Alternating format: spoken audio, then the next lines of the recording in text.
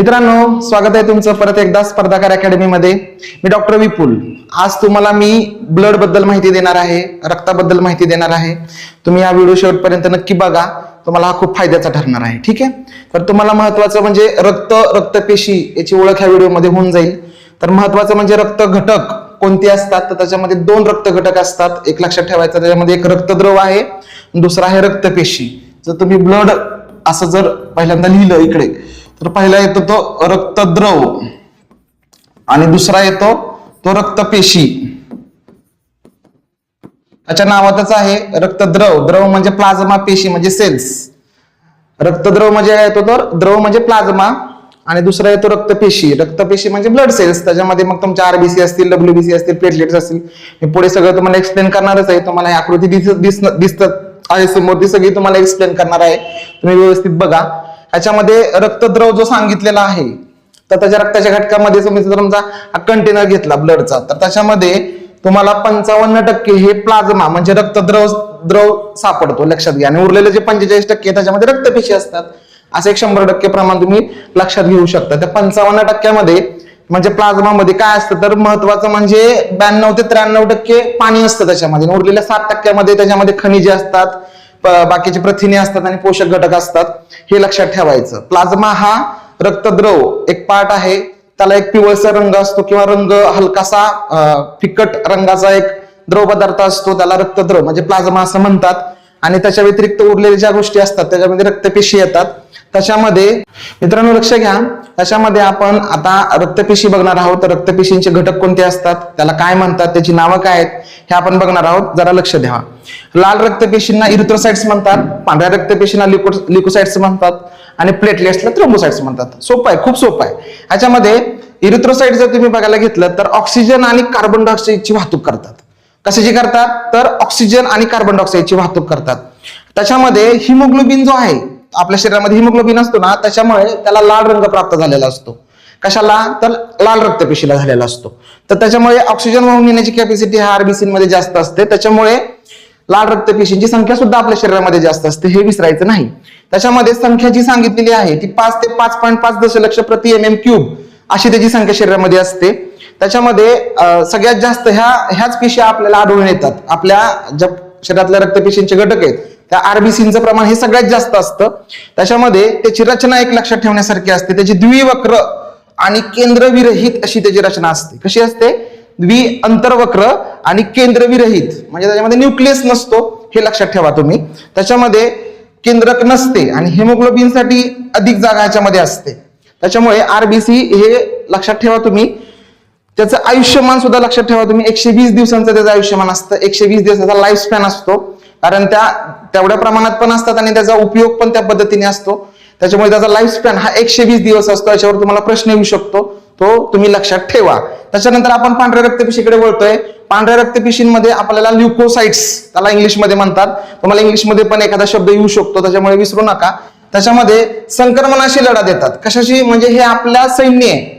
आपल्या रक्तपेशी ज्या आहेत त्यातल्या ह्या ज्या पांढऱ्या रक्तपेशी म्हणजे व्हाईट ब्लड सेल्स ज्या असतात त्या फायटिंगचं काम करतात, म्हणून त्याची संक्रमणाशी लढा देतात। म्हणून त्याला आपण आपल्या बॉडीतलं फायटिंग जे काय म्हणतो आपण सैन्य आहे काय, तर त्या पांढऱ्या रक्तपेशी असतात। त्या पांढऱ्या रक्तपेशी काय करतात, तर रोगप्रतिकार प्रणालीचा महत्वाचा भाग आहेत। आपल्याला जे काही शरीरामध्ये इन्फेक्शन होतं, ज्या काही पद्धतीने आपण त्याच्या फाईट्स करण्यासाठी त्या पांढऱ्या रक्तपेशी आपल्याला कामाला येतात, हे लक्षात ठेवा। त्याची संख्या जी असते मित्रांनो, ती 6000 ते 8000 प्रति MM³ असते, खूप कमी असते। किती असते, तर 6000 ते 8000 प्रति MM³। इकडे किती बघितले आपण आरबीसीची मित्रांनो, 5 ते 5 दशलक्ष आहे आणि इकडे 6000 ते 8000। ह्या दोन गोष्टीवर तुम्ही कंपॅरिझन करून तुम्ही लक्षात ठेवू शकता। त्याचबरोबर ह्या तुलनेने कमी असतात, म्हणून ह्यांचा लाईफ स्पॅन सुद्धा मित्रांनो कमी असतो। ह्याचा लाईफ स्पॅन हा जास्तीत जास्त 3 ते 4 दिवस असतो। याच्यामध्ये लक्षात ठेवा, 3 ते 4 दिवस पांढऱ्या रक्तपेशी शरीरामध्ये 3 ते 4 दिवसच जगू शकतात, कारण त्या संख्येने पण कमी असतात आणि त्याचं फायटिंगचं आपल्या शरीरामध्ये काम चालू असतं, म्हणून त्यांचा लाईफ स्पॅन हा कमी असतो। त्याच्यामुळे त्याला ल्युकोसाइट्स आपण म्हणतो।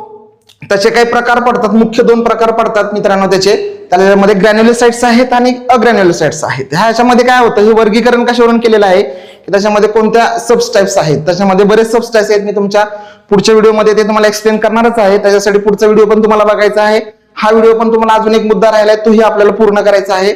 लक्ष ठेवा. त्याच्यामध्ये आता फक्त तुम्हाला त्याची नावं सांगतो, पुढच्या व्हिडिओमध्ये त्याचं कंपॅरेटिव्हली सगळ्या गोष्टी डिस्क्रिप्ट करतो तुम्हाला लक्षात ठेवायला सोपं जाईल. त्याच्यामध्ये WBC मध्ये न्यूट्रोफिल्स असतात, लिम्फोसाइट्स असतात, मोनोसिल्स असतात, इओसिनोफिल्स असतात आणि बेसोफिल्स असतात. 1 टक्केवारीच्या प्रमाणात जरी तुम्ही लक्षात ठेवलं मित्रांनो, तर न्यूट्रोफिल्स सगळ्यात जास्त प्रमाणात असतात. किती असतात? तर त्या 60% असतात. त्याच्यामध्ये लिम्फोसाइट्स 30% असतात, मोनोसाइट्स 6% असतात, इओसिनोफिल 3% असतात आणि बेसोफिल्स 1% असतात. प्रमाण टक्क्यांवर तुम्ही लक्षात ठेवू शकता. त्याच्यामध्ये सगळ्यात जास्त कोणते असतात? तर न्यूट्रोफिल्स असतात. ह्या न्यूट्रोफिल्स असतात. ह्याचं पण परत विभाजन अजून केलेलं आहे. ते कशामध्ये केलेलं आहे? इकडे आपण वर बघितलेलं आहे की ग्रॅन्युलोसाइट्स आणि अग्रॅन्युलोसाइट्स, परत त्याचं वर्गीकरण केलेलं आहे. हे तुम्ही लक्षात ठेवायचा प्रयत्न करा. ह्याच्यामध्ये काय माहितीये का की ज्या कण असलेल्या पेशी म्हणजे ग्रॅन्युलोसाइट्स, तुम्ही जर आकृती नीट बघितली, ह्याच्यामध्ये कण आहेत, छोटे छोटे छोटे कण दिसत आहेत का तुम्हाला? तर त्याच्यामध्ये न्यूट्रोफिल्स ज्या आहेत त्या 60 ते 65% असतात. आणि त्याचं काम काय मित्रांनो? तर त्याच्यामध्ये त्या आपल्या फॅगोसायटोसिसचं काम करतात, इन्फेक्शनला म्हणजे तुमच्या ह्याच्यामध्ये अँटीबॉडी तयार करायचं काम करतात.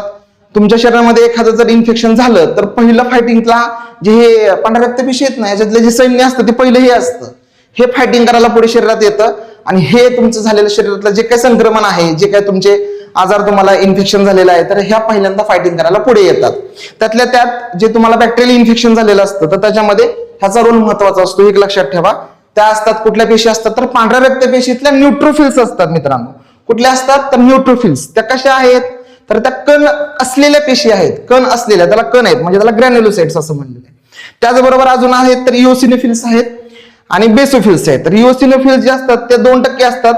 त्या आपल्या शरीरामध्ये अँटी अलर्जिक किंवा पॅरासायटिक एजंट्स जेव्हा आपल्या शरीरावर मारा करतात त्यावेळेस त्याला प्रतिकार करण्याची ती तयारी दर्शवत असतात. म्हणून त्यावेळेस इओसिनोफिल्स खूप महत्वाचे असतात मित्रांनो. कशामध्ये? तर आपल्या शरीरामध्ये अँटी अलर्जिक आणि अँटी पॅरासायटिक काम करण्यासाठी ह्या पेशींचा उपयोग होतो. कुठल्या? तर इओसिनोफिल्सचा उपयोग होतो. तर त्या कशाच्या आहेत? तर त्या पांढऱ्या रक्तपेशीचा एक भाग आहेत. हे तुम्ही लक्षात ठेवलं पाहिजे. त्याच्याबरोबर अजून एक कण असलेली पेशी कोणती राहते? तर ती राहते बेसोफिल्स. त्याचं प्रमाण खूप कमी असतं, 0.5 ते 1% पर्यंतच असतं. हे सुद्धा याच्यामध्ये इन्फेक्शन मध्ये मारा करण्याचं काम करतात. त्याचबरोबर शरीरातले जे काही हिपेरिन आहे, त्याच्यानंतर त्याच्यामध्ये हिपेरिन आहे, ते हिपेरिनचं कसं वहन करायचं काय, तर त्याच्यामध्ये बेसोफिल्स आपल्याला उपयोग होतो मित्रांनो. त्याच्यामध्ये अग्रॅन्युलोसाइट्स पुढचा भाग येतो. अग्रॅन्युलोसाइट म्हणजे कण नसलेल्या पेशी. इकडे आपण बघितलं कण असलेल्या पेशी, तिकडे आता 2 उरत आहेत. 5 पैकी 3 इकडे झाल्या, आता 2 तिकडे आहेत. तर त्याच्यामध्ये कण नसलेल्या पेशी ज्या असतात त्या असतात लिम्फोसाइट्स आणि मोनोसाइट्स. त्या लिम्फोसाइट्स मध्ये काय असतात? तर तुम्हाला 20 ते 45% त्याचं प्रमाण असतं. आणि याच्यामध्ये H आणि T सेल्स म्हणजे हायपर T सेल्स वगैरे जे आहेत ते त्याच्यामध्ये असतात. त्याच्यामध्ये गोल मोठे केंद्रक असते, म्हणजे ह्याच्यामध्ये न्यूक्लियस असणार आहे मित्रांनो, आणि ते मोठं असणार आहे हे लक्षात ठेवा. त्याच्यामध्ये मोनोसाइट्स पण असतात. त्या मोनोसाइटचं प्रमाण 6 ते 8% असतं. ह्या सर्वात मोठ्या पेशी असतात. आणि याच्यामध्ये सुद्धा मोठ्या आकाराचं केंद्रक हे तुम्हाला दिसून येतं. हे महत्वाचे पार्ट असतात पांढऱ्या रक्तपेशीचे. मी याची रिव्हिजन पुढच्या व्हिडिओमध्ये पण घेणार आहे. तुम्हाला आता थोडासा मोठा व्हिडिओ वाटत असेल, पण ह्याचा शॉर्ट मध्ये पण तुम्हाला एक पुढचा व्हिडिओ बनवून देणार आहे, त्याच्यामध्ये पण तुम्ही बघायचं आहे. पण डिटेलमध्ये तुम्हाला हा व्हिडिओ बघणं गरजेचं आहे मित्रांनो. आता शेवटचा पार्ट राहिलेला आहे रक्तपेशींमधला, प्लेटलेट्स. प्लेटलेट्स म्हणजे काय? तर थ्रोम्बोसाइट्स. त्यामुळे रक्त गोठण्याच्या मदतीला सगळ्यात महत्वाचा पार्ट कोणता आहे? म्हणजे शरीरामध्ये तुम्हाला तुमचं रक्त व्हायला लागलं, तुम्हाला जखम झाली किंवा तुमचं काय रक्ताचं प्रमाण वाढायला लागलं, रक्त बाहेर पडायला लागलं शरीरातून, ते थांबवण्याचं काम. रक्त थांबलं पाहिजे. रक्त थांबलं तर आपण जिवंत राहू शकतो. तर ते तुम्हाला वाचवण्याचं काम कोण करतं? तर त्या प्लेटलेट्स करतात. त्याला आपण इंग्लिशमध्ये थ्रोम्बोसाइट्स म्हणतो. म्हणजे रक्त गोठवणारी पेशी कोणती? गोठवणारी पेशी कोणती असते? तर ती असते प्लेटलेट. प्लेटलेट ह्याचं महत्वाचं काम करते. जशी आपण पांढरी रक्तपेशी बघितली ते फायटिंगचं काम करते. लाल रक्तपेशी बघितली ती आपल्या शरीरातलं रक्त, ऑक्सिजन, कार्बन डायऑक्साईड वाहून नेण्याचं काम करते. हिमोग्लोबिनचं वाढवायचं काम करते. त्याचप्रमाणे प्लेटलेट जी आहे ते तुमच्या शरीरामध्ये रक्त गोठवण्याचं काम करते. हे विसरायचं नाही. ह्याच्यामध्ये पेशींचे तुकडे पेशी पूर्ण नाहीत, म्हणजे याच्यामध्ये असे ब्रेकडाऊन झालेले असतात प्लेटलेट्स. त्याच्यामध्ये पेशी पूर्ण पेशी नाहीये, अशी पूर्ण सेल अशी काही नसते. हे लक्षात ठेवा. आणि याची संख्या किती असते? 1.5 लाख ते 3.5 लाख प्रति MM³ संख्या लक्षात ठेवा. 1.5 लाख ते 3.5 लाख ही प्रति MM³ अशी त्याची संख्या असते. संख्या कमी झाल्यास रक्तस्रावाचा धोका असतो. जसं मी आता सांगितलं की प्लेटलेट ह्या कशासाठी महत्वाच्या असतात मित्रांनो, की रक्त गोठवण्यासाठी म्हणजे रक्त तुमचं ब्लिडिंग थांबण्यासाठी प्लेटलेट खूप महत्वाचे असतात. आणि ह्याच काही कारणास्तव जर ह्याची संख्या कमी झाली, म्हणजे जे 1.5 लाख आहे 3.5 लाख पर्यंत जे असायला पाहिजे जनरली, जर इन्फेक्शन तुम्हाला ब्लिडिंग झालं तर ब्लिडिंग झाल्यानंतर तुमची संख्या कमी होणार आहे, तर ती रक्त गोठ्याची प्रोसेस जी आहे ती तुमची हॅम्पर होऊ शकते. त्याच्यासाठी ह्या खूप महत्वाच्या आहेत. त्याच्यामुळे रक्त ह्याची संख्या जर कमी झाली तर तुम्हाला रक्त गोठण्याला अडचण येऊ शकते, हे लक्षात ठेवा. त्याच्यामुळे याचा लाईफ स्पॅन पण तुम्ही लक्षात ठेवा मित्रांनो, याचं आयुष्य खूप कमी असतं, 7 ते 10 दिवस असतं. त्याच्यामुळे 7 ते 10 दिवसानंतर परत तयार होतात. असं नाही की तुम्ही की मेल्या, असं नाही, तर परत तयार होतात. तर ह्या प्लेटलेट्स आहेत, ह्या WBC आहेत आणि ह्या लाल रक्तपेशी आहेत. मला असं वाटतं की तुम्हाला ह्या व्हिडिओमध्ये बऱ्यापैकी तुम्हाला आयडिया आली असेल मित्रांनो की पेशी घटक कोणते आहेत. त्याच्यामध्ये महत्वाचे मी परत एकदा सांगायचा प्रयत्न करतो की प्लाझ्मा एक आहे, दुसरं सेल्स एक आहे. तर प्लाझ्मा तुम्हाला सांगितलं प्लाझ्मा किती टक्के असतो आणि पेशी किती टक्के असतात, त्याचे हे 3 टाईप पडतात. परत एकदा तुम्ही व्हिडिओ बघा, शांतपणे बघा. नसेल तर मी पुढचा व्हिडिओ तुम्हाला एक शॉर्ट मध्ये व्हिडिओ तुम्हाला देणारच आहे, त्याच्यामध्ये वर्गीकरण करून सांगणार आहे. त्याच्यामुळे आपल्या चॅनलला फॉलो करायला विसरायचं नाही, व्हिडिओ बघत राहायचं, हलक्यात घ्यायचं नाही. बघत राहा स्पर्धाकार अकॅडमी. चला मित्रांनो, परत एकदा तुमचं स्वागत आहे स्पर्धाकार अकॅडमी मध्ये. मी डॉक्टर विपुल तुमचं स्वागत करतो परत एकदा. आपण रक्ताचे घटक या ब्लड या सब्जेक्ट मध्ये आपण बघितलेले आहेत. आपण मागचा व्हिडिओ जो बनवलेला आहे तो त्याच्यासाठीच खास बनवला होता. त्याच्यामध्ये ज्या काही गोष्टी आलेल्या आहेत त्याची एक झटपट पटापट आपण एक रिव्हिजन बघूया मित्रांनो. इकडे लक्ष ठेवा की रक्त घटकांमध्ये मुख्य कोणते घटक असतात, तर रक्तपेशी एक असतो आणि प्लाझ्मा एक असतो. तर पेशींमध्ये कोणते प्रकार असतात, तर त्याच्यामध्ये RBC आहेत, WBC आहेत आणि प्लेटलेट आहेत मित्रांनो. ह्याच्यामध्ये याची वैज्ञानिक नावं काय आहेत, खूप सोपं आहे. हे साइट्स हा शब्द ह्याच्यामध्ये खूप कॉमन आहे, हे लक्षात ठेवायचं. ह्याच्यामध्ये काय, इरिथ्रो म्हणजेच लाल, शब्दशः अर्थ आहे त्याचा. इरिथ्रो म्हणजे लाल, साइट्स मध्ये पेशी, सेल, सोपं आहे खूप. ल्युको म्हणजे काय, ल्युको म्हणजे व्हाईट, साइट्स मध्ये पेशी म्हणजे पांढऱ्या रक्तपेशी. थ्रोम्बो साइट्स म्हणजे प्लेटलेट्स. आता ह्याच्यासारख्याचा संबंध लावू नका, ह्यांच्याच नावावरून यांची नावं पडलेत, पण प्लेटलेटला पण थ्रोम्बोसाइट्स असं म्हणतात, एक लक्षात ठेवायचं तुम्ही. त्याच्यामुळे वैज्ञानिक नावं सुद्धा तुम्ही लक्षात ठेवली पाहिजे. त्याच्यानंतर पुढचा मुद्दा येतो मित्रांनो, केंद्रकांची उपस्थिती, म्हणजे त्याच्यामध्ये न्यूक्लियस असतं की नसतं. ह्याच्यामध्ये लक्षात ठेवा, RBC मध्ये नसतं, मी गेल्या वेळेत पण सांगितलेलं आहे. ह्याच्यामध्ये हा जो न्यूक्लियस असतो का, हा नसतं. ह्याच्यामध्ये RBC मध्ये न्यूक्लियस नसतो मित्रांनो. ह्याच्यामध्ये WBC मध्ये असतो का, हा तर असतो. WBC मध्ये जे काही प्रकार सांगितलेले आहेत 5 प्रकार, त्याच्यामध्ये पण सब टाईप आहेत, त्या व्हिडिओमध्ये बघायचं. पण लक्षात ठेवायचं मित्रांनो, WBC मध्ये न्यूक्लियस असतो का, तर असतो म्हणजे असतो, ठीक आहे. आता प्लेटलेट मध्ये नसतो, प्लेटलेटमध्ये न्यूक्लियस असतो नसतो, याच्यामध्ये कन्फ्युजन करायचं काही एक कारण नाहीये. त्याच्यानंतर आपण आकार बघणार आहोत. आकार कसा असतो, लाल रक्तपेशींचं द्विअंतर्वक्री आणि चकती असते. चकती म्हणजे अशा चपट्या असतात आणि द्विअंतर्वक्री असतात. त्याचबरोबर मित्रांनो, पांढऱ्या रक्तपेशी असतात त्या विविध आकारांच्या असतात, त्या टाइप्स मध्ये असतात. काय डंबल शेप असतात, काय बीन शेप असतात, किडनी शेप असतात. ह्याच्यामध्ये विविध आकाराच्या ह्या पांढऱ्या रक्तपेशी असतात. त्याच्यामुळे आकारावरून जर लक्षात ठेवायचं झालं तर ज्या वेगवेगळ्या प्रकारच्या काही पेशी असतात त्या शक्यतो असतात पांढऱ्या रक्तपेशी. आणि राहिली कोणती, आपली प्लेटलेटमध्ये तर त्याचे तुकडे झालेले असतात, त्याच्यामुळे त्याला विशिष्ट आकार नसतो, त्या तुकड्यांमध्ये विभागलेले असतात. त्याच्यामुळे आकारांवरून जर मी लक्षात ठेवला तर ह्या पद्धतीने तुम्ही लक्षात ठेवा. ह्याचं प्रमुख कार्य काय, ह्याचं प्रमुख कार्य म्हणजे फंक्शन.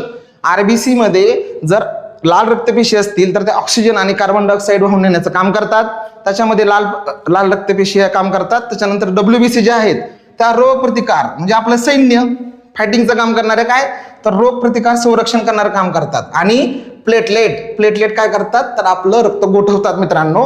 त्याच्यामुळे त्या खूप महत्वाच्या आहेत आपल्या शरीरामध्ये. त्याच्यानंतर त्याची संख्या किती असते, तर याची 5 दशलक्ष असते, ह्याची 5 ते 8 हजार असते आणि याची 1.5 लाख ते 3.5 लाख. लक्षात ठेवा, RBC खूप जास्त प्रमाणात असतात शरीरामध्ये, त्याच्यामुळे त्याची संख्या जास्त असते. पांढऱ्या रक्तपेशींचा लाईफ स्पॅन, त्याचं काम करायची पद्धत, त्याच्यामुळे त्याची संख्या 6 ते 8 हजारापर्यंत असते. आणि प्लेटलेट जे असतात ते 1.5 लाख, 3.5 लाख ते 4 लाखापर्यंत त्यांची संख्या असते. तुम्ही संख्यांवरून पण ह्या गोष्टी लक्षात ठेवू शकता. त्याच्यानंतर त्याचं आयुष्य किती असतं, म्हणजे त्याचा लाईफ स्पॅन म्हणजे त्या आपल्या शरीरामध्ये तयार झाल्यानंतर किती दिवस जगतात, किती दिवस त्यांचं काम करत राहतात, त्याला आपण लाईफ स्पॅन म्हणजे त्यांचं आयुष्य असं म्हणतो. तर लाल रक्तपेशी जे असतात ते साधारण 120 दिवस जगतात, ऍव्हरेज असं म्हणू शकतो आपण. तर 120 असा ऑप्शन असेल तर त्याला डोळे झाकून गोल करायचं आणि 1 मार्क मिळून जायचं. त्याच्यानंतर पुढे असतात त्या पांढऱ्या रक्तपेशी असतात ते प्रकारानुसार 3 ते 4 दिवस जगू शकतात आणि प्लेटलेटचे असतात ते 7 आणि 10 दिवस जगत असतात मित्रांनो. हे खूप महत्वाचे याच्यावर प्रश्न येऊ शकतात. हे जेवढं काही तुम्हाला मी आता सांगितलं हे सगळे तुमचे प्रश्न आहेत. त्याच्यामुळे हा व्हिडिओ तुमच्यासाठी खूप महत्वाचा आहे. हाच व्हिडिओ तुमच्या सगळ्या एमपीएससी करणाऱ्या आणि विज्ञानाचा अभ्यास करणाऱ्या सगळ्या विद्यार्थ्यांना पाठवा आणि सगळ्यांना फायदा होऊ द्या. आपल्याला हलक्यात घ्यायचं काही एक कारण नाही. हे लक्षात आलं असेल मी आशा करतो. पुन्हा भेटूया अशाच नवीन व्हिडिओमध्ये. तोपर्यंत टाटा बाय बाय, धन्यवाद.